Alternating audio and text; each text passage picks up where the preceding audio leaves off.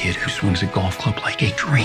I'd like to try to qualify him for the U.S. Amateurs. Coming to Apple TV Plus. What's your name? I'm not into older guys, but I'm flattered. A new comedy series, Stick. I don't want to go on this trip. Your mouth's saying one thing, but those eyes are saying something else. From the home of Ted Lasso. This is your shot at redemption? This is your mulligan? Owen Wilson. This game takes and it takes. The game's finally giving me something back. Stick. You know Arnold Palmer? Iced tea, lemonade, mix it. I'm missing a nap for this. Streaming June 4th on Apple TV Plus.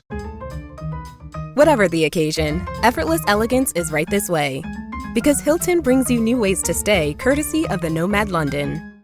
And it doesn't stop at award-winning dining in a space draped in velvet and illuminated by vintage chandeliers. No, this day goes beyond with unparalleled personalized service and attentive hospitality. Oh, and did we mention the Nomad London can be booked using your Hilton Honors points at Hilton.com? Hilton, for the stay.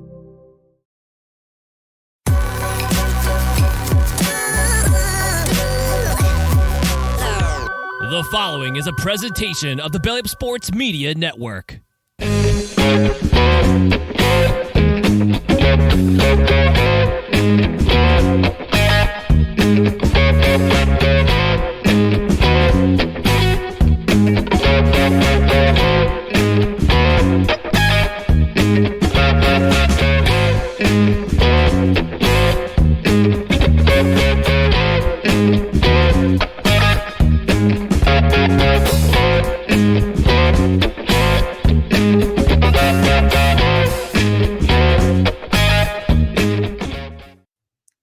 Get down. That's a really good intro music. The bass has got some funk to it. Here we go. Oh yes, Silent Partner. Shout out to them.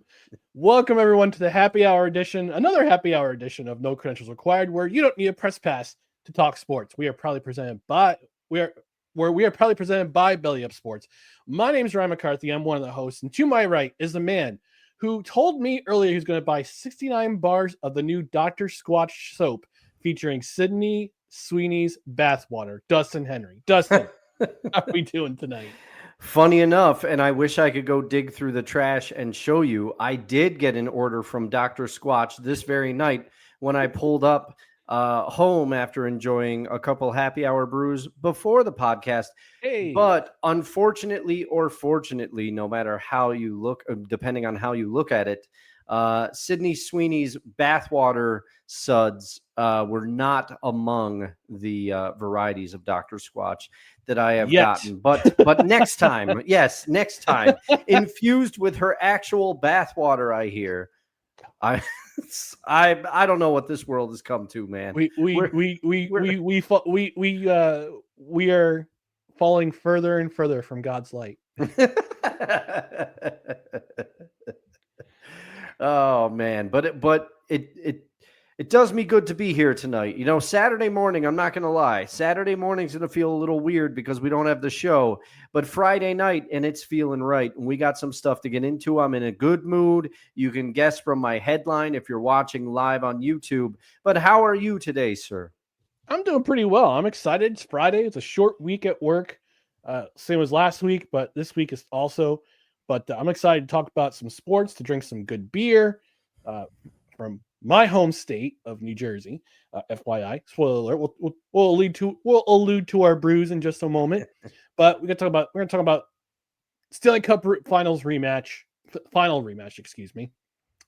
I'm talking about the New York Yankees. The New York Yankees. The New York Yankees. We're going to talk about the snafu with the season ticket holders of the Washington Capitals. Somebody's getting fired. Oh. And as you can see in my tagline, whether you're watching live or on the Belly Up Sports YouTube channel tomorrow morning, we're going to talk about Shane Gillis addressing the Albany crowd a few weeks ago at his appearance at the MVP Arena about bringing back the Albany Riverettes and how I think I know a way of bringing it back, and it should involve Shane Gillis. And we're going to talk about our favorite athletes to wear the number 39. But before we do that, hope you have a drink in hand and ready to talk sports in the discussion, whether you're watching on YouTube, live, Facebook, or on Twitter. But before we do all that, just got to take care of some business and remind you to follow us on social media: Facebook, Twitter, Instagram, YouTube. Just search for No Credentials Required. And also check out our other podcasts and written articles at bellyupsports.com. On the podcast side, subscribe to the podcast wherever you listen to podcasts, including Apple Podcasts, Spotify, Spreaker, Amazon Music, iHeart, TuneIn, and Pandora. And also, don't forget to hit that notification bell on Twitter and on YouTube. That way you know when shows go live, when we have show announcements, when we have show clips go up. I put our review of draft day. I clipped that and I put that on the no credentials required YouTube page this week. The full show is on the Belly Up YouTube page, so subscribe to them if you want to watch replays of this podcast in video form. This will be live for tonight, but it'll be on Belly Up Sports YouTube tomorrow. And on the podcast side, rate, review, comment. 5-star rating is helpful. Leave a review if you're able to leave a review on your preferred podcast platform. Also, on Spotify, if you're subscribed on Spotify, leave a comment. Or if you're on our YouTube page, because this audio will also be on our YouTube page when the podcast is published, leave a comment in the comments section on the podcast side. And because we're a live show on Tuesdays at 6:30 Eastern and most Saturdays at 10 a.m. Eastern, unless one of us has something going on. Tomorrow, I'm going to support my sister at her adult tap class dance recital. So that's why we're doing it tonight, a special happy hour tonight. We're usually on Saturdays, 10 a.m. Eastern, on the occasional happy hour on Fridays at 8 p.m. Eastern or 8:15 in this case, because I was on Total Football Talk with our friend of the show, Drew Willingham, earlier. We want to hear from you. We want to see your comments. And I know it's a happy hour now, Dustin, but this tune is always on the jukebox in the no credentials required realm. A different night, and that is fine. It will always be chime time. Hey.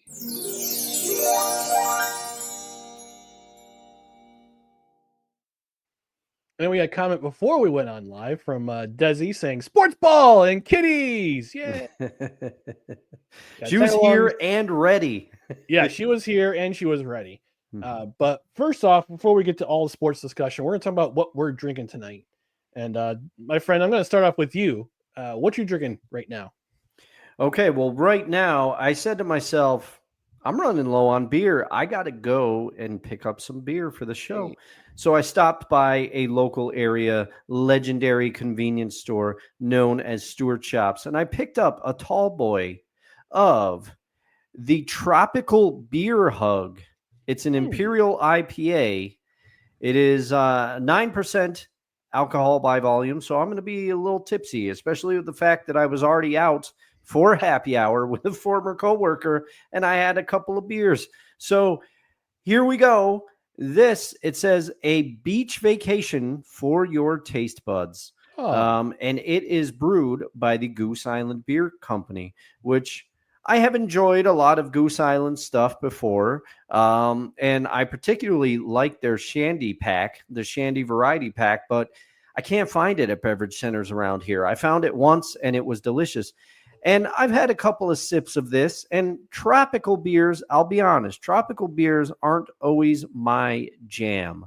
And this one, I'm going to be slow drinking this one, partially because it's 9% by volume, but also the tropical notes are definitely there.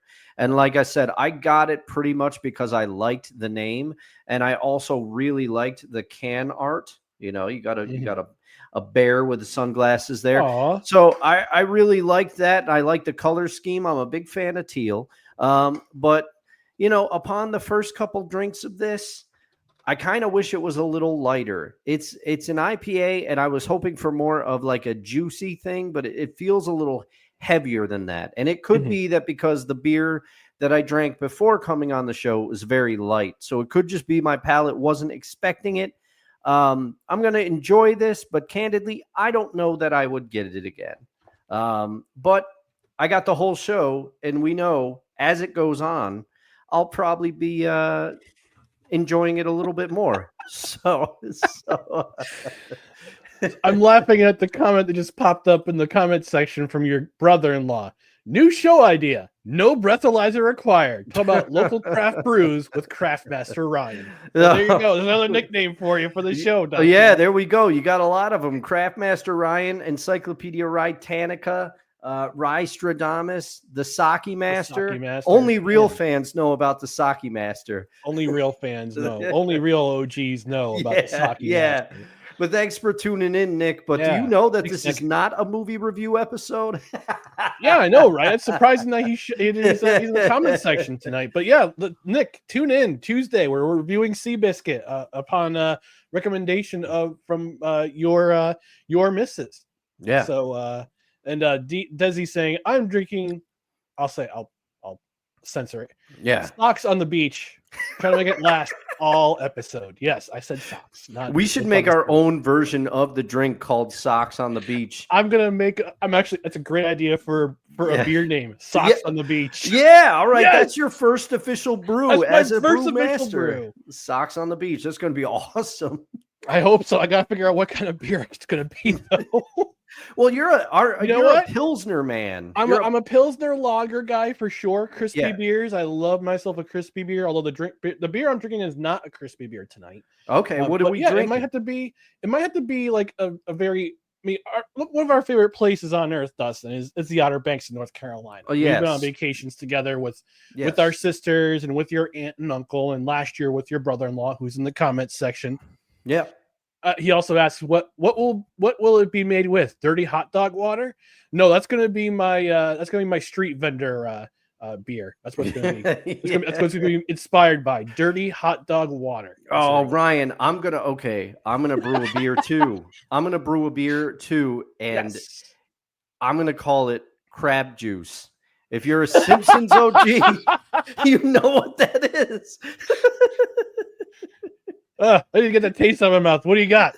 Mondura crab juice. Mondura crab juice. Ew. I'll take the crab juice. I know. That's the best. Crab juices later. I mean, doesn't he drink like 3 crab juices or something? Because then he has to use the bathroom. Yeah. He's like, hey, buddy, you got a bathroom in there? No bathroom, only clutch. Where do I go to the bathroom? Tower. Yeah. I was actually reading about that character in the Simpsons Wikipedia today. He's made 2 appearances on the show. Oh, okay. The street vendor. So who's in that episode of Homer versus the City of New York. Yep. And he was in another. Yeah, and he was in another episode. I can't remember which one it was. Oh man! But that's actually one of my favorite episodes. When it's a classic. It's a classic one. Homer goes to New York City because Barney left his car there to spite Homer, and the rest of the family's like, "We're gonna go on an excursion, yay!" And Homer's just trying to not get his wallet stolen or fall in a sewer, get chased by a pimp. But anyway, back to the original topic conversation. Yes. But yes, I want to make a beer that's inspired by our journeys to the Outer Banks, and I will call it Socks on the Beach. Oh, nice. That's gonna be like a Pilsner or a Kolsch or a lager, something like that. Because it's easy drinking. Like if you're on the beach, you want to drink something easy. That's easy going, easy drinking. You don't want to drink like a porter or a stout or an imperial. And you and I have talked about this as well.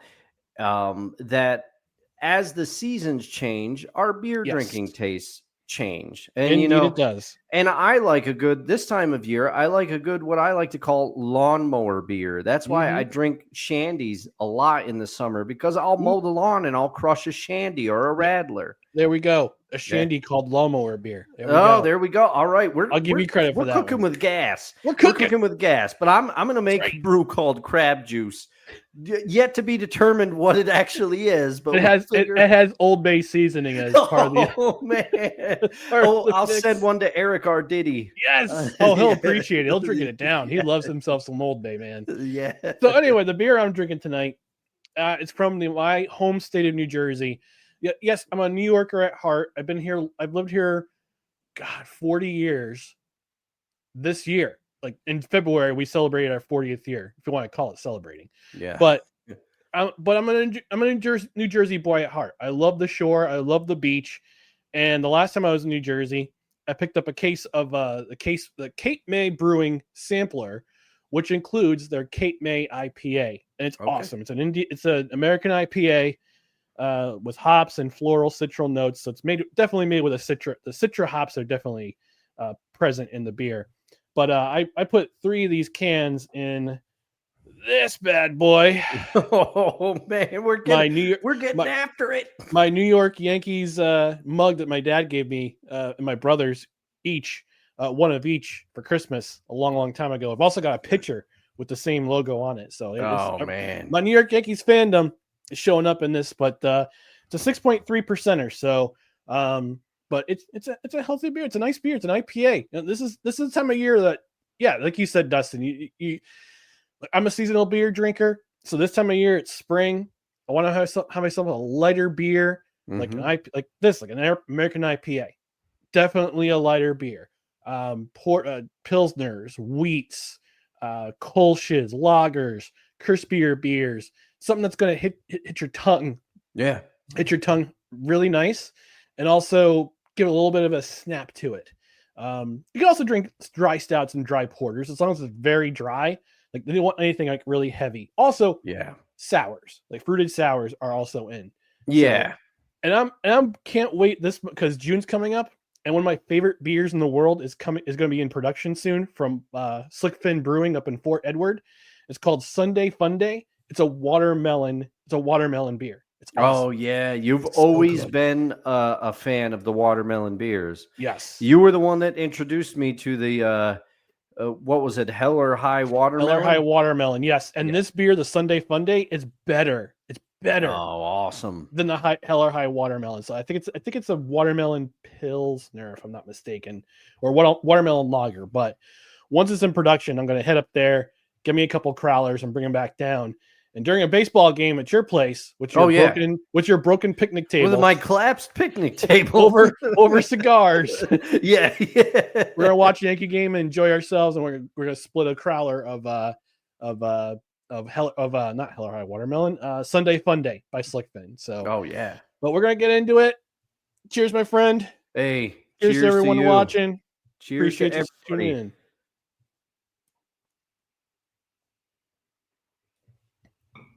Whoa. When they said tropical notes, they are not kidding. These are as Sunshine saying, "I'm not wearing socks." She also says watermelon moonshine is awesome. Oh, I haven't had that. I've never had. I'm not into moonshine, but that's okay. I only had apple pie moonshine. I've had that. I've had it too. Yeah. Mm-hmm. All right, we're gonna get into this episode, this happy hour, talking about the Stanley Cup rematch. It's a rematch, baby. Oh, the Edmonton Oilers and the Florida Panthers will face each other in the first Stanley Cup rematch since 2008 and 2009, when Detroit and Pittsburgh faced off in the Stanley Cup final in consecutive seasons. That was back when the Red Wings were in the Western Conference. They've moved over to the Eastern Conference since, but this is the first rematch in quite a while, and we don't see many rematches in the Stanley Cup final. It's very rare to see one, but this playoff season, I kind of saw this coming when we saw the finality of the standings. Yeah. And you saw the results, and these two teams have been on a collision course since the opening round. Edmonton's on quite a heater right now. Since they dropped their first 2 games against the Los Angeles Kings. They're 12-2. Yeah. They won the last 4 games of that series, and against Los Angeles, they beat Vegas in 5 and they beat Dallas in 5. On the other side of the bracket, Florida beat Tampa Bay in 5, beat Toronto in 7 in that really great series. That really fun series. That was a good one. And then absolutely steamrolled Carolina. Let's face it this way. They steamrolled through Carolina. Yes, they won in 5 games, but the first 3 games were laughers. And you could tell this was this was on the horizon. The storm was on the horizon. It was coming. So I think we're in for a hell of a series. It's going to be so much fun. And we got Snowman checking in. On the floor, my head is sore. I can't take anymore. Oilers in 4, sports ball. Let's go, BT Lions. I see what you were doing there, Snowman. How are you? How are you? He's doing his alternative play-by-play call on his channel right now. So I dropped a link in the chat saying we're about to go live. stop by at halftime. Let's have some fun. Oh yeah. So Desi saying this might be one of the most epic Stanley Cup series in a while. Last year's was pretty epic. Yeah, last year 3-0 down. Edmonton's 3-0 down. They come back to tie the series and they lose in a heartbreaker in Game 7. Yeah. But she's not wrong. This is going to be No. one of the epic Stanley Cup series once again. This one is building up, Ryan, and you asked me off air. You said, "How are you feeling about this?" And the one word I gave you, and it's my honest answer, is nervous. Because if Edmonton was going up against anyone else in the East, I would feel good about it. But the Panthers are an absolute wagon, and they have been, as you like to say. They have been. And the Oilers have a different feel this year. You know, once they got, because I was not confident. I have gone on record as saying I didn't think they would be able to beat the Kings for, what was it, a fourth consecutive time? I didn't think they were going to get past the Kings, but when they went down 0-2 to the Kings, I'm going, oh man, this is going to be bad. This is going to be what I thought. But then when they came back, I started to notice, I said, you know what? Edmonton has a different feel this year. And to me, it's because people forget Leon Draisaitl is one of the better goal scorers in the game. It helps that he plays on a line with Connor McDavid, but don't take anything away from Leon Draisaitl. He is a great goal scorer for the Edmonton lineup, but he did not score in the playoffs last year. It was a thing. He scored his first goal either in the Stanley Cup Finals or in the Western Conference Finals. He really was struggling to score last year, and Leon Draisaitl has scored more this postseason. But to me, the X factor has been some of the veteran leadership of Corey Perry. Corey Perry has been clutch in some games. He made clutch plays in the Vegas series. He scored a goal in the Stars series last night in the closer. Hats off to the Stars for battling back, because they went down 3-0 pretty early. I think a lot of teams would have just wilted. The Stars did not do that. But sorry, look at the comments in the comment section real quick. I saw that one too. Go ahead. But I'm still nervous. I'm still nervous because I agree. Yeah. I agree with Connor. The Oilers do feel different this year. He said they're a different squad. They're more resilient. They have the ability to battle back. They're not going to wilt under the pressure. And hats off to Chuck Knobloch, who has done a great job in his 2 years as coach. He's managed to push. I heard them say in the broadcast last night, he's managed to push all the right buttons at all the right times. And he has. He probably doesn't get enough credit for the job that he's done.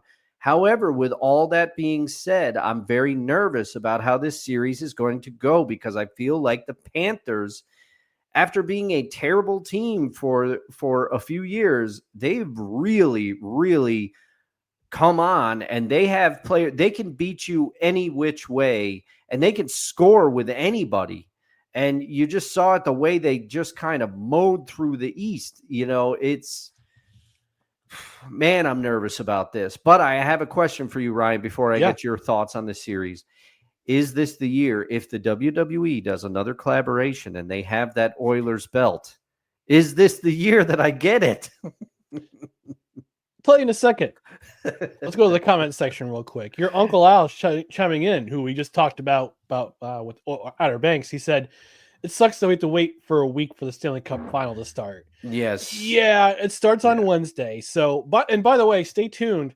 On Belly Up Sports, we're going to have a Stanley Cup Super Show before the series starts. I don't know when. I got to work it out with heads of management, but I've committed to hosting the show months in advance.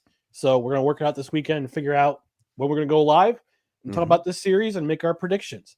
Awesome.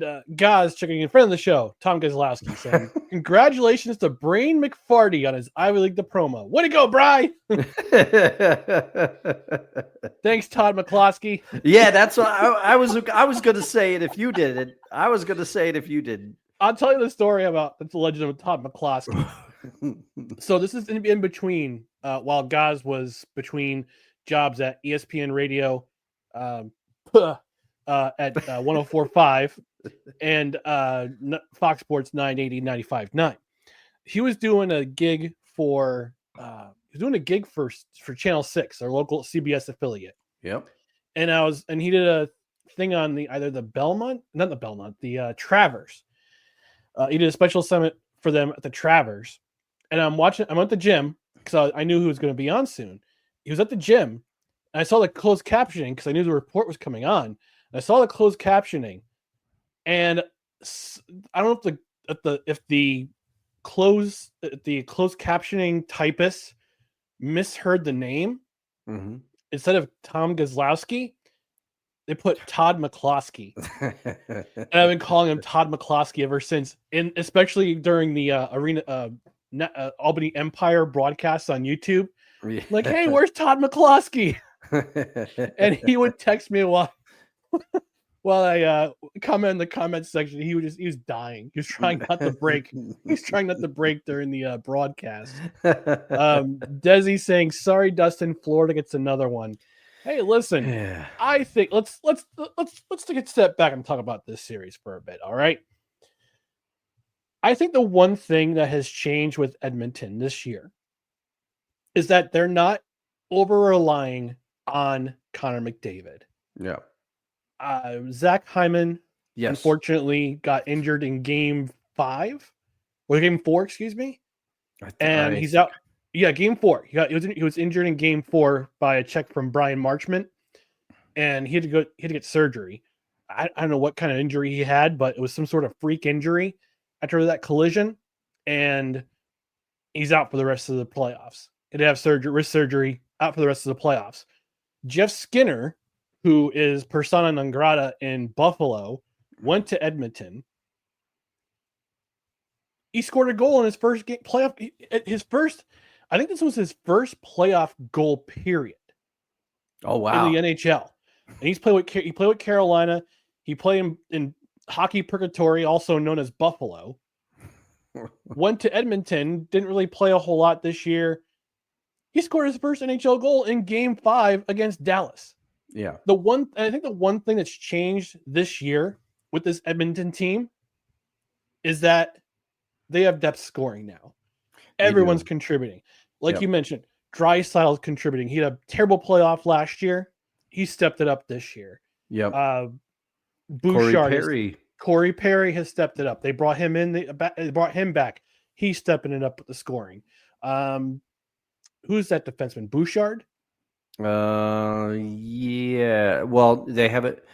Well, and it's Darnell Nurse, Henrique, and yes, I believe Bouchard. Yes. I'm trying to remember his name. I can't remember his name for the life of me, but I'm looking it up right now. Current roster here. Evan Bouchard. Yeah. He's been contributing. He was like that last year too, with the team. So, but yeah, everybody's stepping it up.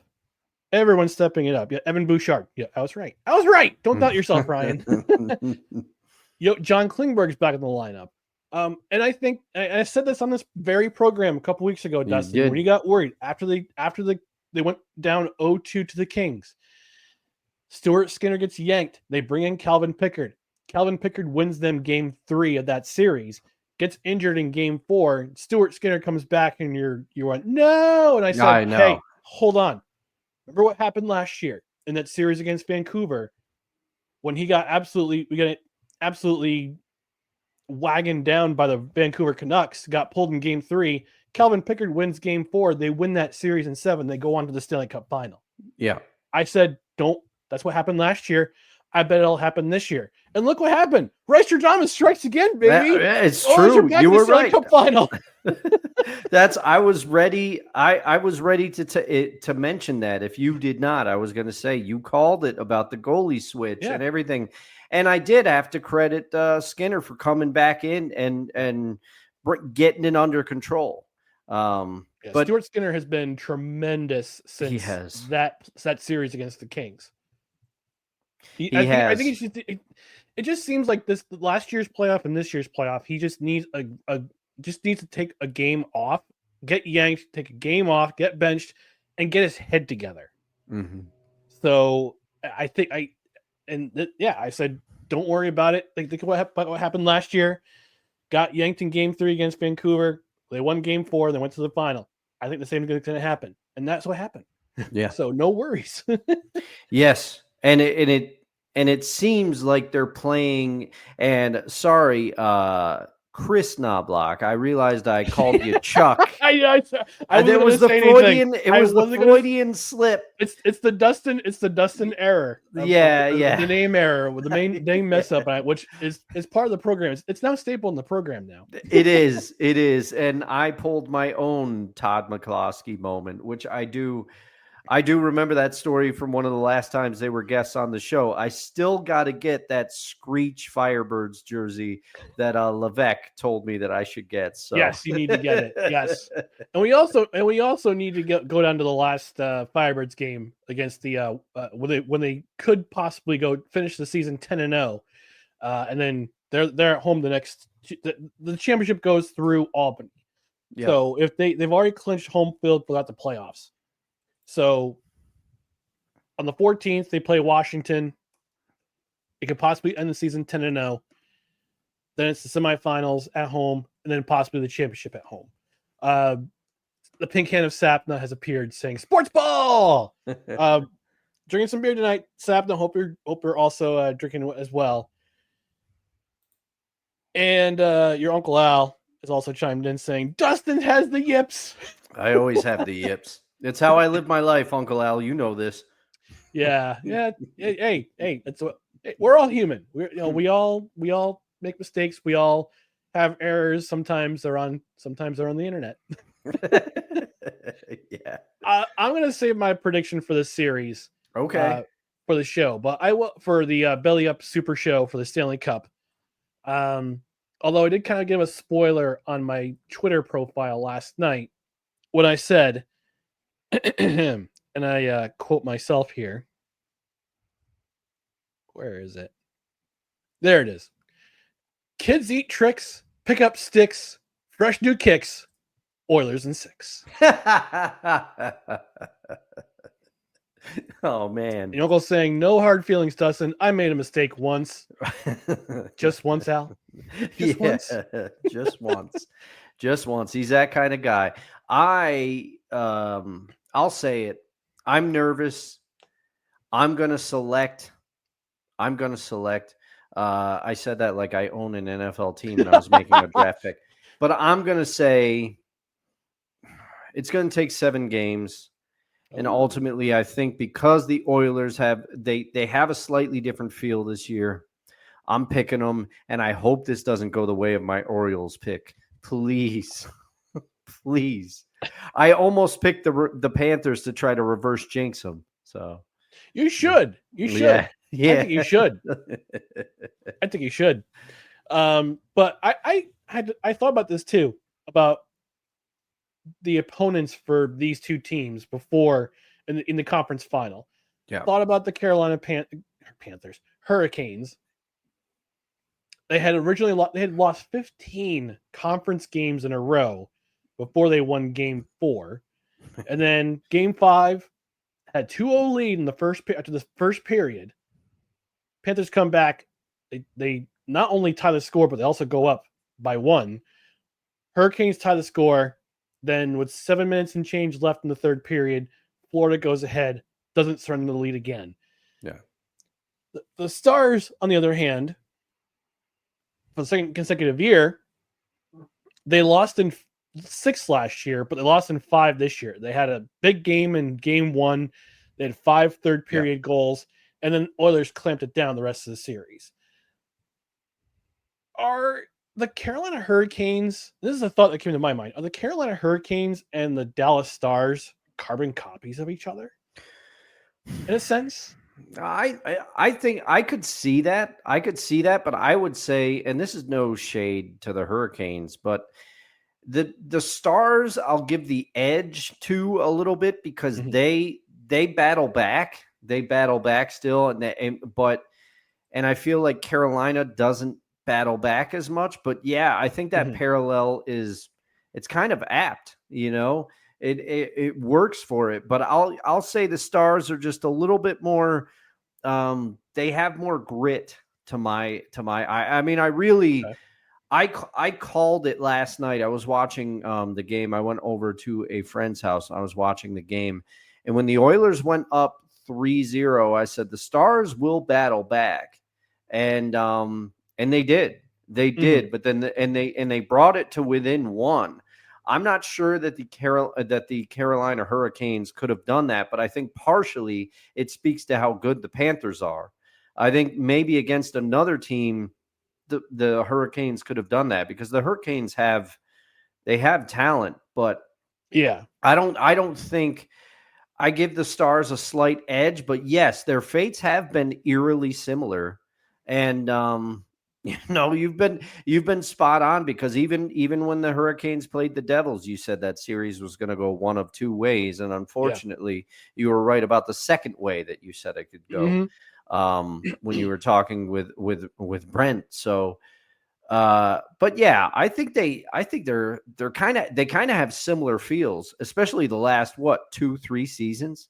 Because Yeah. didn't before the Stars lost to the Oilers last year, didn't they lose? Wasn't it the Vegas Golden Knights the year before that? I'm trying to remember. If I remember correctly, the Stars were in the Stanley Cup final in 2020. Oh, okay. They lost in 6 to the Lightning. They lost in the first round in 2021. 2022. Hang on, let me check it out. I thought at one point they played the Golden Knights, and it might have been. I thought it was Western Conference Finals, but I don't know for sure. Let's take a look at champsarechumps.us. I get everything crossed up these days. I feel like So 2021 they missed the playoffs. In that Okay. very shortened season. Thank you, COVID jerks. Lost in the first round in 2022. Lost in the conference final 2023 and 2024. I think they lost in 2023. They lost in 2023 to the Calgary Flames. Oh, the Flames. Oh, Yeah. geez. Okay. With Johnny Gaudreau, may he rest in peace. And I hope that guy who ran him over gets life in prison, then some. But yeah, it's I saw there was a stat on OptaStats. It says, "Didn't you know about the Carolina Hurricanes?" You want to hear something real messed up? I'm sure. Yeah. The Hurricanes have won a playoff series in 7 consecutive seasons, but have failed to win the championship round during that span. No other team in NHL, NBA, or Major League Baseball history have done that in more than 5 straight years. Wow. Yeah. That's some heartbreak for Hurricanes fans, and Yep. no disrespect, but am I still mad about 06? Yeah. So I don't have much sympathy for you. And also, let's be real. You should still be the Whalers. You should still be in Hartford. Dun, dun, dun, dun, dun, dun, dun, dun, dun, dun, dun, dun, dun, dun. Bum, bum. Should have just expanded. Should have kept the whale. Yeah, I mean, go to the markets where you go. Yep. But yeah, it's just interesting how Carolina has won a playoff series in 7 consecutive years, but have failed to reach the final round. It's if you're a Carolina Panthers. I keep messing up. Carolina Panthers. If you're a defense Carolina, is intense. their defense is intense. Beer. Yeah. No, if you're a Carolina Hurricanes fan, either like I understand that you're proud of your team. I get it. I would be the same thing if I'll be the same way if my Devils got to the conference championship this year. Yeah. But to go there to win a round in 7 consecutive playoff series and not make it to the championship series, you gotta wonder, like, is it time for a change at the top? Is it time for Rod Brind'Amour to go? Even though they gave him an extension at the end of last season, and he was connected to how many different teams after that season? Is it time for a change, or do you just need to retool the roster? Because I've always said, and it's always true in hockey, you ride a hot goaltender all the way. Yeah. And it just seems like Freddie Anderson and Pyotr Kochechkov, or I think it's just what his name is. Let me see. What was his name? Kochetkov. Yeah, Peter Kochetkov. You can't ride a tandem to the Stanley Cup final. You got to ride one goaltender. Yep. And I remember Carolina Hurricane fan getting very cocky, especially at the first two rounds. Oh, Freddie Anderson's playing great. Freddie Anderson's playing really well. Freddie Anderson didn't see a whole lot of shots until this past round. And it came back to bite them. Yeah. And Carolina just got absolutely just smacked in the face again by a Florida Panthers team that, yeah, they play gritty, but they can score goals, and they can score goals in bunches, and they will make sure you know that they're the better team. Yeah. Oh yeah. Kachuk's out there. He's going to let you know. Kachuk and Marchand. Marchand. Remember, don't forget, Brad Marchand's now on that team. He was part of the trade deadline for them. So we get some comments in the comments section before we take a commercial break. Your Uncle Al saying, yeah, I thought it was wrong. Does he saying the Nostradamus of sports ball prognostication is still spot on with his Skinner prediction? I don't have the thunder sound effect on me, though. I know. Well, because the pad on it is so long. Yeah. We have to sit here and wait. We do. That's a football season thing. Friend of the show, Kevin Wilson, saying Panthers repeat champions. Oh, Kevin, you're just throwing shots at me. Because you're mad about the Stars. You're mad about the Stars. He's stingy because his Dallas Stars lost. We could talk about it. We could talk about it on either next Saturday's show with you, or if an episode of Seahawks Sessions happens, we could talk about it. Al saying, don't the Hurricanes have Brendan Moore for like 3 more years? At least he's consistent. I believe they do. Because like I said, he signed a contract extension after the end of last season because he was linked to so many teams after last season because of his success getting to the conference championship, but never always the bridesmaid, never the bride. Yeah. And I feel like Carolina at this point, Carolina and Dallas are almost the same team. Yeah. That's just me. You made the comparison to the 2010 San Jose Sharks, and I think it's apt, especially with the Canes, especially with them. The last comment before we go to break, Desi saying that has to be included in Ryan's music soundtrack album, Carolina Panthers.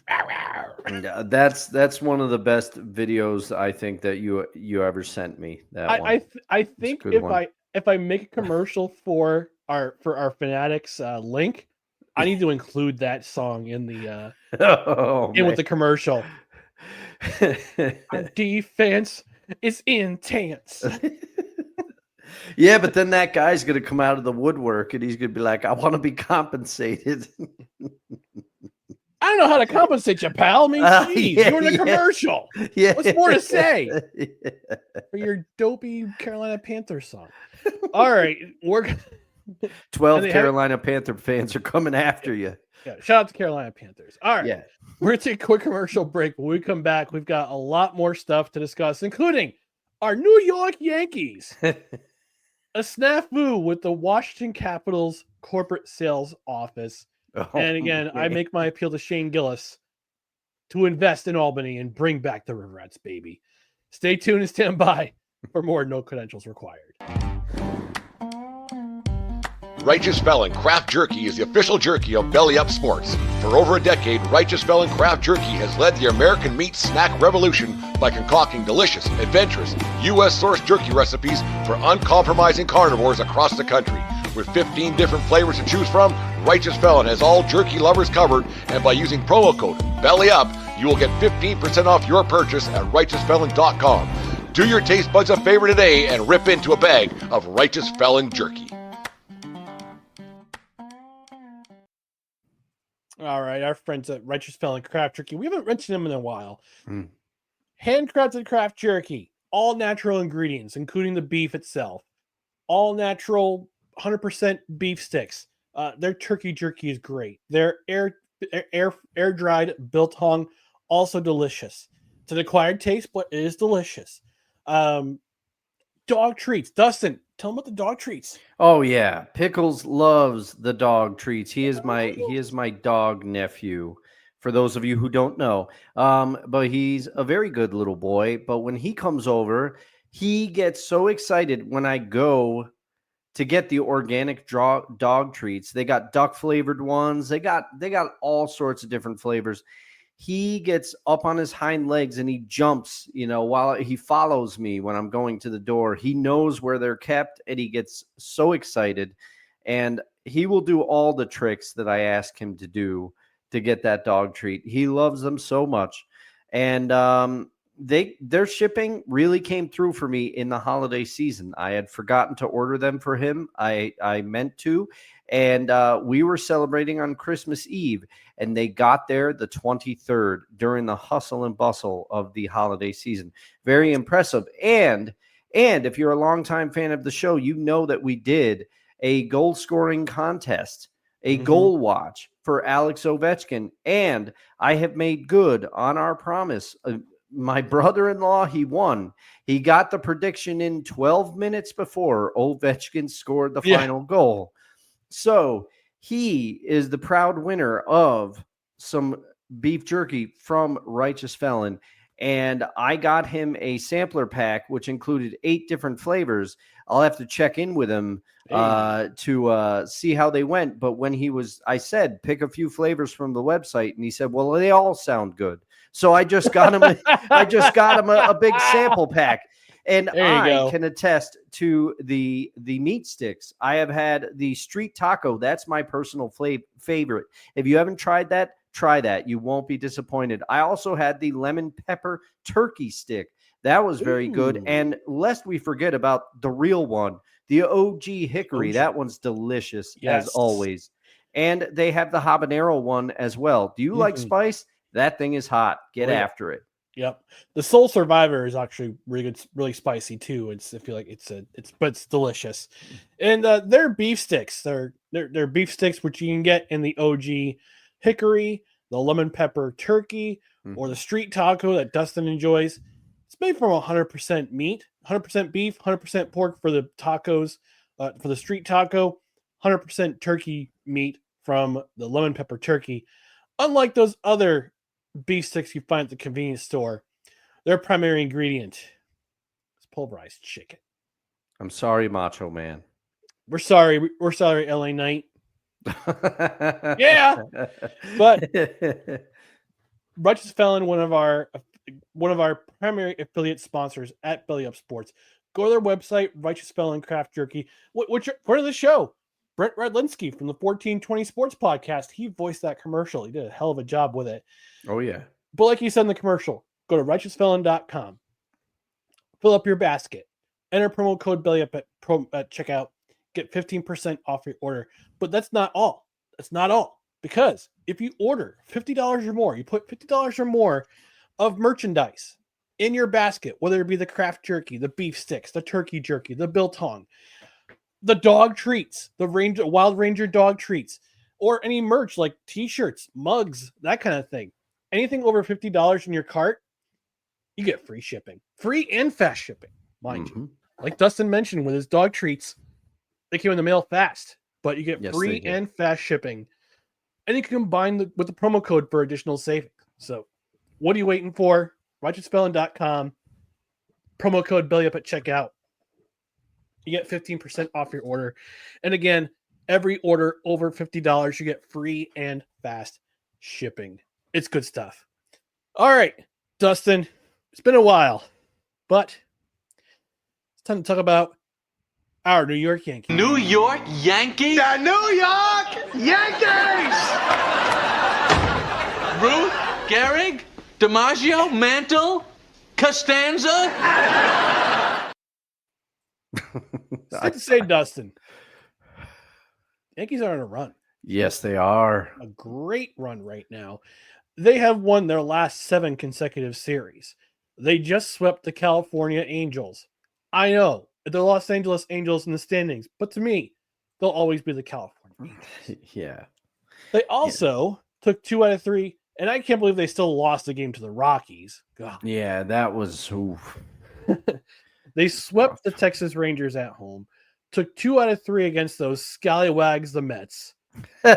2 of 3 at Seattle, 2 of 3 against the homeless Athletics, 2 of 3 against the Padres. The last series they lost was against the Tampa Bay Rays, but they were all close games. But right now, the Yankees are starting to run away. Yeah. And I don't mean to get a little cocky here. Yeah, we don't I want want to do to get that. cocky. Right now, the Yankees are starting to run away from the division. They are 6.5 games above the next closest team, the Tampa Bay Rays. Boston is under 500, for which we need to play this graphic, of course. Shout out to our tribal chief, the real one, Wise El Jefe. Where is it? There it is. The following is a public service announcement from Wise El Jefe. Boston. This has been a public service announcement from Wise El Jefe. Oh, Put your man. wings to the sky for a tribal chief. It's been too long since we've seen Wise. We'll have to have him on the show soon. Keep an eye. We are going to have him soon for no ticket required for one of our episodes, so stay tuned. But we might have him on for a Saturday brunch beforehand to talk about these Yankees. But right now, the Yankees are 6.5 up in front of the Tampa Bay Rays. Following them, the American League East, the Toronto Blue Jays, who are just at 500. Boston is right after that, and Baltimore right after them at 15.5 games back. But let's talk about our New York Yankees. Oh, man. This is an incredible run, and it's not fueled by one particular person and one particular player. They're getting contributions from all across the board. They are. And I mean, let's not forget about it. Ben Rice, people are complaining because they're like, oh, they need to play Ben Rice more because Ben Rice, he's been great when he's in the lineup. But the thing is, Grissom's been doing too well. Yep, too well. Grisham. You know, everybody, it's ridiculous. And the pitching has held up remarkably well. Although Devin Williams, he was looking good when they put him in like the 8th inning and stuff. You're thinking, oh, maybe he'll creep back towards the 9th. He did not look good when they gave him the ball in the 9th the other night. So, but it doesn't matter if he can stay doing well in the 8th or so.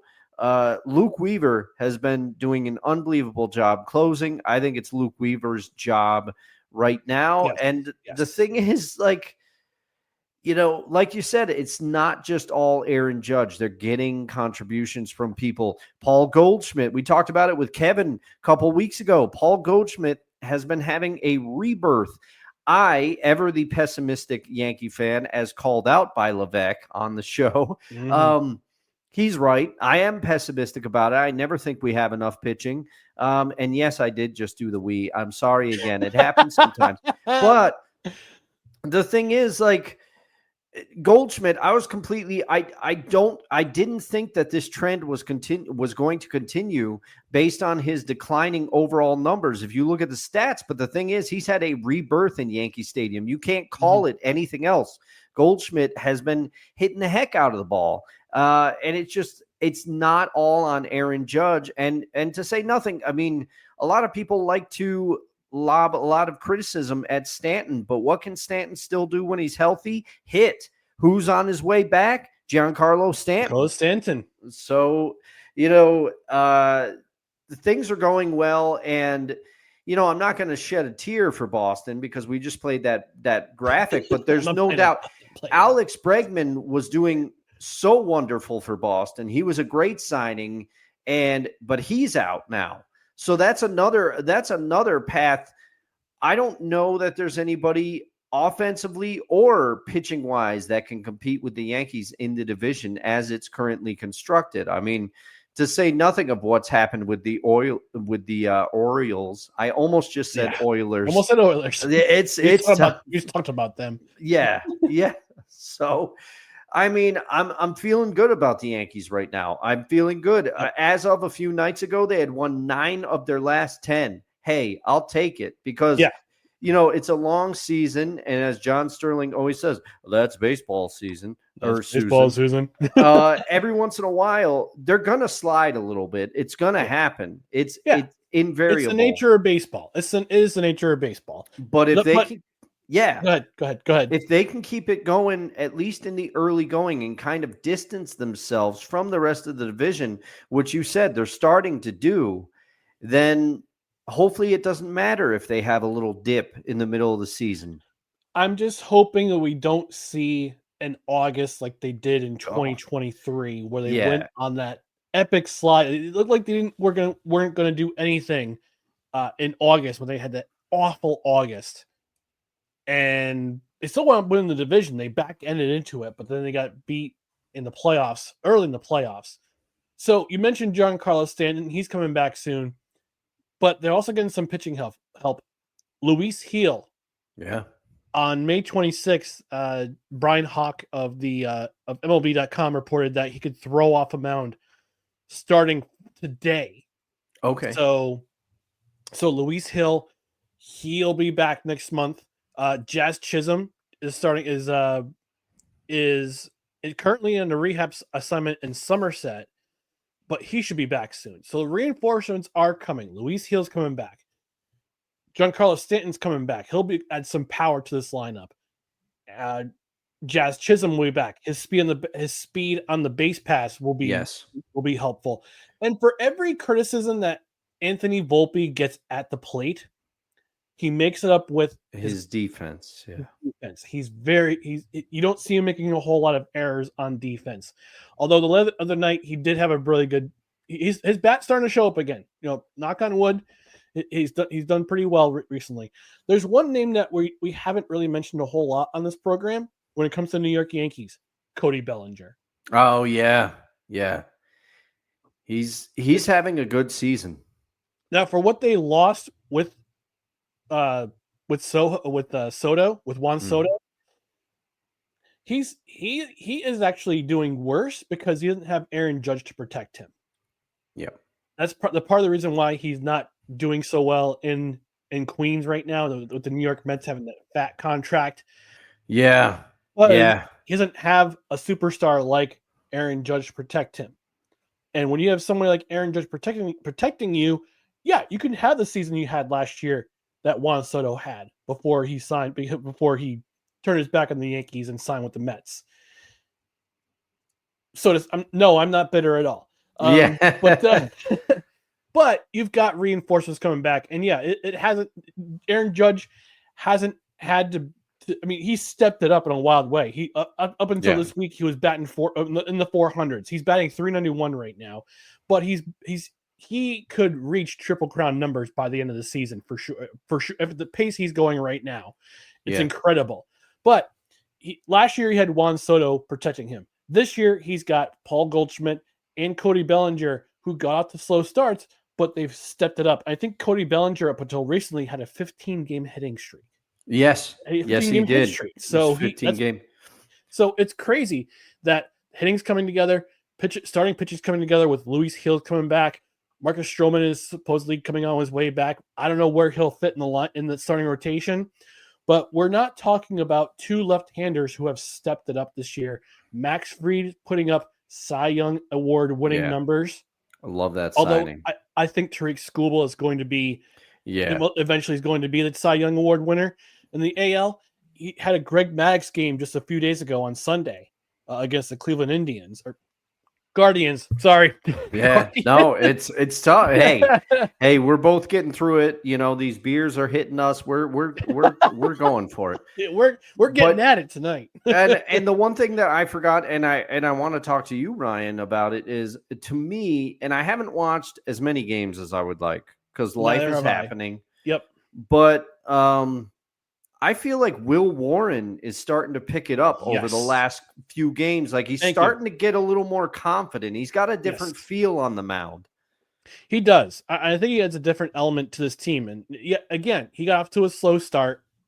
I think it was going to be expected, considering he was going to be part of the full-time rotation this year, because he joined the team mid-season last year. But let me look at his last couple starts. Because right now he's 3-2, the 4.09 ERA. But here's the thing.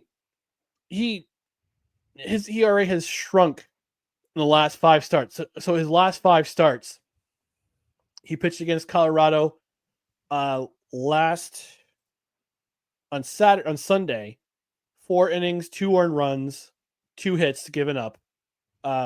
Against Texas, he threw 5 2/3, 5 hits, no runs, no earned runs. Against Seattle, 5 innings, 4 hits, 2 earned runs, 1 walk. Against the A's, he went 7 1/3, 4 hits, 1 earned run, 7 strikeouts. But he had 10 strikeouts against Texas. So his game's starting to pick up. He hasn't lost a game since Tampa Bay. But although he wasn't credited with the loss, actually no, he was given the loss. 4 2/3, 7 hits, 5 runs, 3 earned. Still has 8 strikeouts, but his game's starting to improve. And they needed, with Garrett Cole being sidelined with Tommy John, he'll be back next season. I think he gives that Yankee lineup a right-hander they can rely on, and I think he's going to get better as the season progresses. Yeah, I hope so. I don't know if I'll ever be able to bring myself to fully believe in Carlos Rondon, but he's had a great season as well so far. And you got to give credit where credit is due. And like you said, it's not just all on one element. There are players stepping up all over. It's pretty good to be a Yankee fan right now.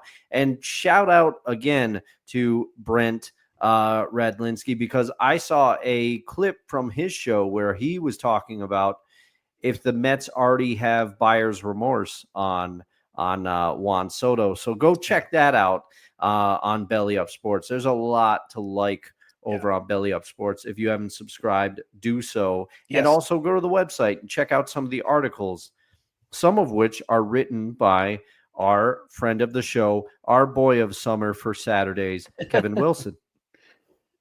Carlos Rodon, this two-headed left-handed monster that's going to be Rodon and Fried. This is Carlos Rodon's stats this year: 7-3, 2.6 ERA in 12 starts, 72 pitches, 72 2/3 innings pitched, 90 strikeouts. If he continues at this pace, he could possibly reach 100 innings by end of July, which is what you want, because it saves your bullpen. Yes. And this was his last start against the Angels. 7 innings pitched, 5 hits, 10 strikeouts, no earned runs. And the only reason why that game went in 3-2 is because Devin Williams had that bad inning against that. Yeah, the Angels could have broken it open. Yes. Thankfully, they didn't, and he got out of that inning. But Carlos Rodon is putting together some great innings. He's had in two of his last 5 starts, he's had 10 strikeouts. So this is an incredible run that the Yankees are currently on. I think they have the 3rd best record in baseball right now. If I go to the standings real quick, they're currently 35-20. They're exactly 2 games back of Detroit for first overall, in first place in the American League overall. And if you look at the expanded standings, or the wild card standings right now, and the overall, the Yankees have the 2nd best record in terms of winning percentage at 35-20. Philadelphia is right behind them at 36-21, but they're still 0.003% in winning percentage, which is crazy because the Phillies have won more games than them, but they've also lost 1 more game than them. It's crazy. It's crazy. Al saying, key phrase, when he's healthy, referring to Giancarlo Stanton. Key phrase, when he's healthy. I swear that guy's made of balsa wood. Yeah, I know it's understandable, because I remember 2019 or 2017, excuse me. Or was it 2018? No, it was 2018. Oh, okay. This first year, I think it was his first year with the Yankees, had an outstanding season. Mm-hmm. And it just seems like since then, he's been partially with the team and partially injured, and he hasn't really put together a full season. But I'm look it up right now. Yeah, I mean, I can't remember the last time he played a full season, at least in my mind. He played 139 games in 2021, which is a while ago, but he played 158 games in 2018. But here's the thing, but he's played over 100 games the last 4 seasons. Okay. But it just doesn't seem like that because he's injured so often. It seems like he's injured so often. Yeah. But I mean, who was the one that stepped it up in the playoffs last year? He was hitting. It was Giancarlo Stanton. Yeah, that's the thing. He could still do it. Am I in love with the time on this contract? No. That was I remember, if you go all the way back from when he was acquired from the Marlins and then signed, the length of the contract was the problem, not the player himself. No. And the Marlins just can't afford to keep him. Why are the Marlins a team? Yeah. Remember why? Why? I mean, honestly. All right. Let's talk about the great Capitals email snafu of 2025. Okay. Yesterday, we had breaking news yesterday morning. It was reported that this is going to be Alexander Ovechkin's final season in the NHL. An email went out to season ticket holders. It noted that said Alexander Ovechkin's final season. And there was all sorts of news that went out for a span of 2 hours. You just saw tweet after tweet after tweet after report after report saying it's Alex Ovechkin's last season per email from corporate sales office of Washington Capitals, and the Capitals had to go on the defensive. Their PR staff had to play defense and putting out a tweet saying, "Hey, there was a mix-up with our corporate sales ticket office, mistakenly sending an email that this was Alexander Ovechkin's final season. Neither we nor Alexander Ovechkin has said anything about this him being his final season in the NHL. This is just a mistake." So after the news came out, my journalism hat went on, and I got really skeptical. And I actually put out a tweet on my personal Twitter account, and I said, this Ovechkin announcement is odd. I know season ticket holders would get an email to drive ticket renewal, but would you want your last season, and I put in parentheses, if true, to be announced in a season ticket renewal email first? Help me understand this. And then that was at 12:35, and then a few minutes later, Sammy Silber of the of Hockey News, the Capitals beat reporter, sent out a tweet saying, "Just confirmed with the Capitals, the email regarding this being Alexander Ovechkin's final NHL season is not accurate." And then the Capitals PR sent a tweet at 12:47 saying, "No decision," quote, "no decision has been made on Alex Ovechkin's future following the 25-26 NHL season. An email was sent from an individual with the corporate sales department that mistakenly alluded to next year being Alex Ovechkin's final year," close quote. Dustin, is someone out of a job as of today on the corporate sales team with the Washington Capitals?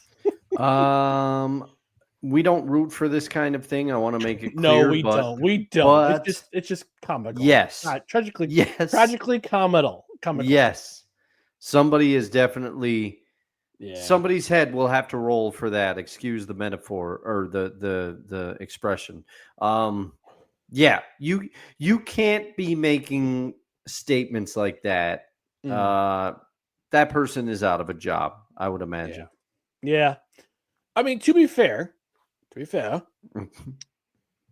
next year is the final year of Alex Ovechkin's contract with the Washington Capitals. So after next season, he is an unrestricted free agent. He did say after this year, after he finally set the goal scoring record, and again, congratulations to Nick for winning Ovi Goal Watch 2025. Yeah.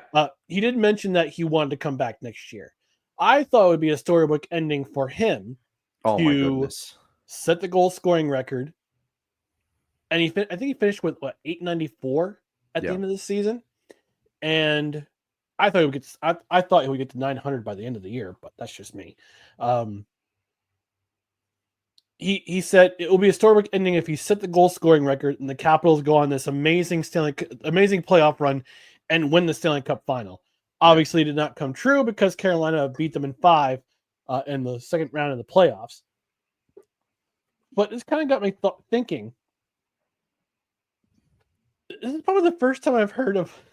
I've seen a corporate email to season ticket holders saying this is his final season. But he hasn't really made a decision yet about his future other than to say, yeah, I'm coming back next year. Yeah.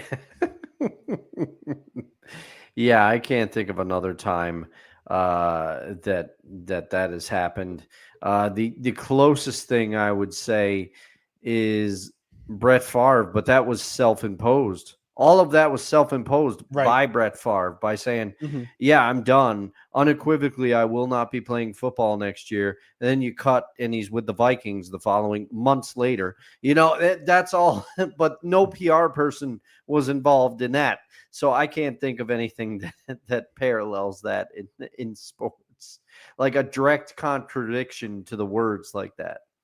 Yeah. So Washington Capitals PR had to go in the defensive and make sure people know, nope. This is not Alexander Ovechkin's final season with the team. Nothing to see here. Playing Officer Bar Brady. Nothing to see here. Nothing to see here.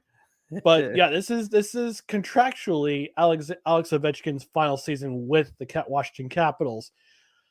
I have to imagine he's definitely not done playing. I think he wants to be he wants to be this generation's Jaromir Jagr, where he plays into his 50s. I can see that happening. Yeah.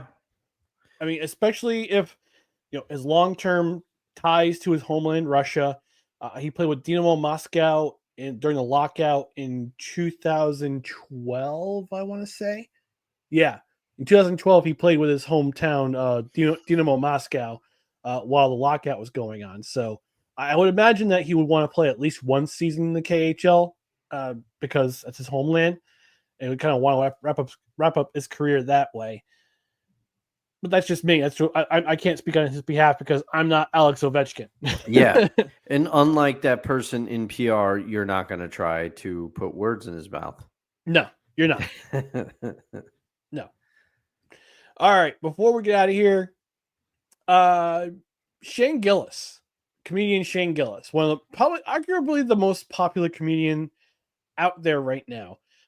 During his stand-up, he stopped in Albany, did a stop in Albany early this month, around, I think it was about 4 weeks ago. My nephew had front row seats to his show at MVP Arena, but I had to confirm it with another friend who also went to the same show because my nephew's currently in Aruba. Hey, Christian, how are you doing? CJ Beast. CJ Beast. So I reached out to a friend of mine today. I just asked him, hey, I just want to confirm, since you were at that show, did he say anything about the Albany River Rats? And he wrote back to me and said, yeah, unequivocally, yes, he did say something about the Albany River Rats. And I said, all right, I just wanted to confirm. So I did a Google search today because I saw this clip on Instagram. I may or may not have sent it to you. Yeah, I think you did. Either that or I saw the clip, because I have a suspicion that in some areas our algorithms are very similar. Yeah. We send each other funny videos once in a while. Yeah. I might have it saved in my saved videos. I can't play it on the air. I can't play it while we're streaming because it's going to be replayed on the Belly Up Sports YouTube, and there's some salty language, so to speak. But he mentioned towards the end of his show that they should bring back the Albany River Rats. And he mentioned that when he was a kid, and you can look it up for yourself, look up the clip for yourself. I think it's on TikTok, it's on Instagram. He said that's on a podcast a little while after he left that show. He mentioned that growing up, he was a Hershey Bears fan. And for a long time, the Hershey Bears and the Albany River Rats were rivals. Mm-hmm. So I kind of want to make this plea to Shane Gillis. I'm going to go solo for a second here, Dustin, if you don't mind. Yeah, give yourself the one. I'll give myself the one. So I want to address Mr. Gillis here. Look, for a long time I was an Albany Riverettes fan. I went to games when they were affiliated with the New Jersey Devils for a very long time, from 93 to 2004, 2005. The affiliation left. They stayed in the area with the Carolina Hurricanes and the Colorado Avalanche affiliation. They were affiliated with the Carolina Hurricanes for a couple of years before they were sold and moved to Charlotte. I also served as chaplain for the final 2 seasons of the Albany Riverettes in 2008, 09, and 2009, 2010. I think you should get some skin in the game and help bring the Albany Riverettes back to Albany, to the MVP arena. There's a couple of conditions. Obviously, it have to go into play. It had the right affiliation. I don't know if there's enough fans in this area who would want a New Jersey Devils affiliation again. Currently, they're in Utica with the Utica Comets. It would have to be the right affiliation for sure, but also I think they need private ownership. I know a lot of AHL teams now, they privately own the AHL affiliate. The NHL affiliate owns, the NHL clubs own the AHL affiliate. So I would absolutely love if you got together with an affiliation, say, hey, Philadelphia Flyers, New York Islanders, New York Rangers, would you consider moving your AHL affiliate to Albany? And if so, I'll become a part of the team. I don't know your net worth. I don't care about your net worth. I just know that you're a sports fan. You love sports. You love drinking beers. You love just living life in general as a comedian. One of the best comedians, one of the highest rated comedians out there currently. I say if you want to bring back the Albany Riverettes, like, put some skin in the game, please. Because like growing in my late teens, early 20s, I loved going to Riverettes games. Loved going to MVP Arena, then the Pepsi Arena, watching games, watching future NHL players struggle in the AHL, then move their way up and get promoted to the NHL. I mean, guys like Brendan Morrison, Peter Sikora, Patrick Eliash, Brian Gianta. Brian Gianta, yes. Guys like that who were part of the New Jersey Devils system as an Albany Riverette for a long time, part of that alumni. I mean, you could be a part of it. So Shane Gillis, yeah, I'm just a guy who loves your work as a comedian. I love your bit about your uncle with Down syndrome, how he prepares his own sandwiches, grilled cheese sandwiches. Yeah. Your Trump impression is spot on. But I think if you really want the Albany Riverettes to come back, talk to an NHL affiliation, get yourself some skin in the game, and own a part of this team, and bring Rowdy back to where he belongs at MVP Arena. We can leave Rudy though. Rowdy for life. But Ryan, your uncle's saying bring back the Albany Choppers. Yes, who ceased operations on February 14th, 1991. Oh man. I don't remember the Choppers all that, but I remember the name. But this is an interesting turn for the show, because in the last few weeks, you've made a plea to Shane Gillis to bring back the Rats, which I agree. Return of the Rat. Let's make it a thing. Let's make it happen. Hashtag Return of the Rat. Yeah, here we go. And then you also reached out to Miss Rebecca Lobo and said, buy the Connecticut Sun and bring them to Albany. So we're going to see which one of these happens first. Hopefully they both do. I hope they do too, because I want to go back to the Albany. I mean, I currently live where I live right now. I'm in the in-between. Albany Thunder or Adirondack Thunder are north of me in Glens Falls. Yes. And MVP Arena is about same amount of distance, 25 minutes south of me in Albany. About 25 to 30 minutes south of me in Albany. Like, come on. This makes a lot of sense, because we haven't had a hockey team fill that arena since 2017. I mean, yes, we've had NCAA regionals, we've had RPI versus Union. They're for the Mayor's Cup every season for a long time. RPI and Union between the men's and the women's, but professional hockey needs a home, and Albany could be that home. And we just need fans to come out. That's all it really counts, is that if there's a backing by a comedian who's turning into a legend, fans will come. If they build it. If you build it, they will come. Sorry. Yeah. Man, really off my game tonight. That's okay. It's happy hour. It could be off our game if you want. It All right. Our favorite athletes to wear the number 39. This is the 39th episode of No Credentials Required in 2025. And episode 276, according to Canon. We've been naming our favorite athletes to wear the number corresponding with the episode for this year. And Dust, I'm going to have you lead off here.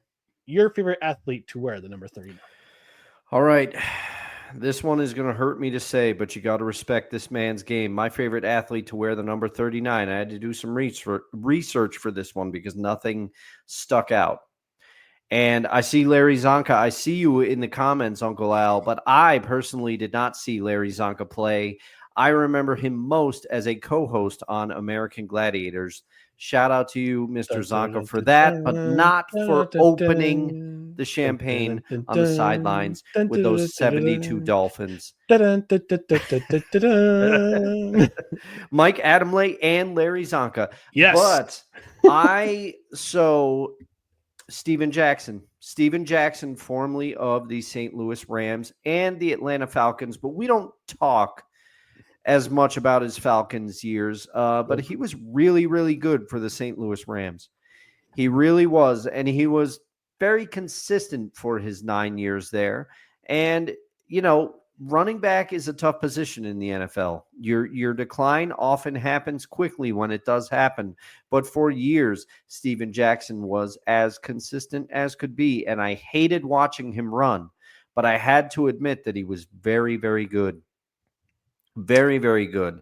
And Yes. he put a dagger in the Seahawks' hearts for a number of years. So as much as I hate to do it, shout out to you, Steven Jackson, the running back, number 39 for the St. Louis Rams. I believe for their time in St. Louis, he might be the franchise's all-time leading rusher, which is saying something because Marshall Faulk played for that team. Do you remember? So yes, yeah, it's Steven Jackson for me. All right. So my number 39, another hockey guy. Yes, there's gonna be a lot of hockey names, I think, going from here onward. But my number 39, Dominic Hasek, the Dominator. Okay, yeah. Originally drafted by the Chicago Blackhawks, was part of the 1992 team that went to the Stanley Cup final, was swept by the Pittsburgh Penguins in 4 games, but was back up to one Eddie the Eagle Belfour in that Sioux Indian head logo, which is one of the best logos in sports. I don't care who you are. It's one of the best logos in sports. That's a great one. And you see those Griswold jerseys everywhere. Yes. I may need to purchase myself a Clark Griswold Chicago Blackhawks jersey in the future. But in Chicago, he wore number 34 and number 31. But in 1992, his face changed because the Buffalo Sabres traded for his rights to with the Chicago Blackhawks for the 4th round pick in 1993, which became Eric Dager and Stefan Beauregard.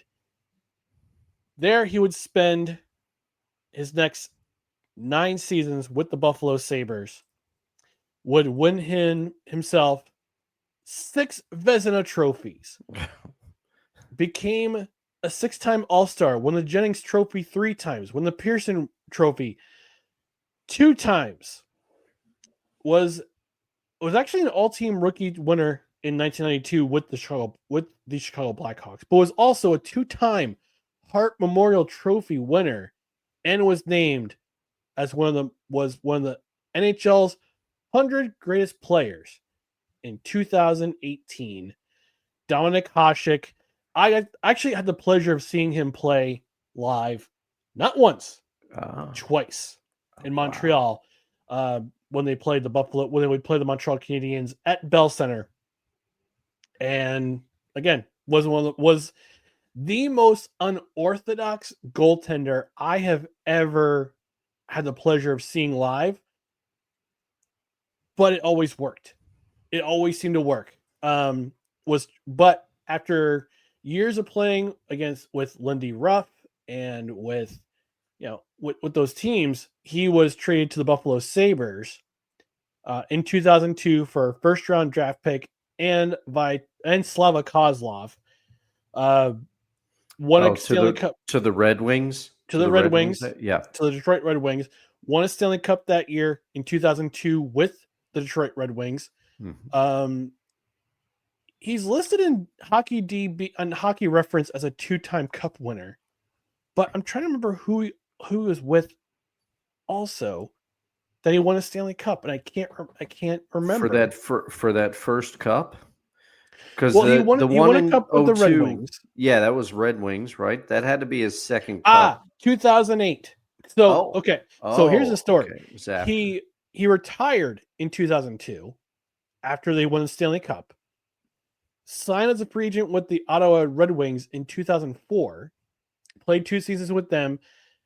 Played with the Red Wings again in 2006. Won a cup with them in 2008. I believe he was the understudy for Jimmy Howard. Yeah, I was going to say he was backing up Howard at that time. Yes. Had to be. And retired again in 2008. Then became a free agent and signed with his hometown of Pardubice in Czechia, and finally retired in 2012. But for my money, in the late 90s and the early 2000s into the late 2000s, like he was just outstanding guy to watch, outstanding player to watch, incredible goaltender. Again, unorthodox style, but he made the big save when he needed to, made highlight real saves when he needed to. And next to Marty Burton, look, listen. Yeah. You want to talk about the greatest goaltenders in our era, in the era that we watched? Brodeur, Hasek, Waugh. Yep. Those are the three. Those are the three. You nailed them. The three. So yeah, Larry Zonka in the comment section. Larry Zonka had a fumble that has his own Wikipedia article. Yes, the Miracle at the Meadowlands, 1979. Yes. Does he saying my number 39 is Levi Wallace walked on at Alabama after being spotted in the intramural flag football championship game. Did not play for most of his college career, but finally got a chance to start as a senior. When he did start, he was an instant star. Quarterbacks were too scared to throw on his side of the field. He ended up being a great corner with size. Went undrafted, but eventually signed with Buffalo in 2018. Played with the Bills, Broncos, and is currently on the Steelers. Man, I continue to be mystified by your Crimson Tide knowledge. Every episode, I look forward to see who you pull for episode 40. And now you have some extra time. You know, you could start researching now. But this is impressive. This is very impressive. 40, I don't know who I'm going to pick yet. We'll figure it out. But 41 is already done. 41 is already done. 40 for me is already top of mind. Yeah. James sticking and saying, shout out to my man Logan Couture. Tough as nails, and he earned the Sharks captaincy. Painful to see his career end the way it did. Also to the legendary fullback Madison Hedgecock. And your Uncle Al saying, oh, duh, Dominic Hasek. He said that right as you were starting to talk about that. I noticed it was crazy. Yeah. Oh, it's so funny. Oh, my goodness. Yeah, so in the comments section on the Belly Up YouTube side, leave us your favorite number 39. All right, we're going to get out of here. Before we do, just want to remind you on the business side to follow us on social media. Facebook, Twitter, Instagram, YouTube. Search for No Credentials Required. And also check out our written articles and other podcasts at bellyupsports.com. On the podcast side, you can subscribe to the podcast on whatever podcast platform you prefer, including Apple Podcasts, Spotify, Spreaker, Amazon Music, TuneIn, iHeart, and Pandora. Also our YouTube channel. And don't forget to get notified on Twitter and on Instagram. That way you know when show announcements go up. That way you know when shows are live. That way you know when clips of the show go up on our YouTube channel. You're properly informed. On the podcast side, again, rate, review, comment, all that good stuff. That's going to do it for this edition of the Happy Hour. No Credentials Required, where you don't need a press pass to talk sports. And Dustin had a smile on his face. So what was the smile about? I don't know. It just, I can't believe that we have made it 39 episodes in, and I don't know who I'm going to pick for 40. I was laughing to myself because I'm like, I had some work to do. You do. You have until Tuesday. But anyway, in the meantime, go ahead. But, you mentioned Czechia. If you get to episode 83, you might just hear more about somebody from that very same town. I'm pretty sure. Is it Pardubice? Pardubice, Pardubice, whatever you want. Yeah, I don't know how to say it. I'll figure it out before episode 83. And Desi says, "Sucks on the beach, everybody." Thanks for tuning into the Happy Hour at No Credentials Required, where you don't need a press pass to talk sports. We are proudly presented by Belly Up Sports. For Dustin Henry, I'm Ryan McCarthy. We'll be back on Tuesday where we'll be reviewing Seabiscuit in our No Ticket Required movie series. We'll also talk about more sports on the way, including Joy Taylor's epic F-up this past week on Speak. But in the meantime, we're going to get out of here and enjoy our weekend. So we hope you enjoy yours. We'll be back on Tuesday. Until then, have a great weekend, everyone. Be safe. We'll see you on Tuesday. Good night, everybody. And to those watching tomorrow morning on the replay, good morning, everybody. Good morning.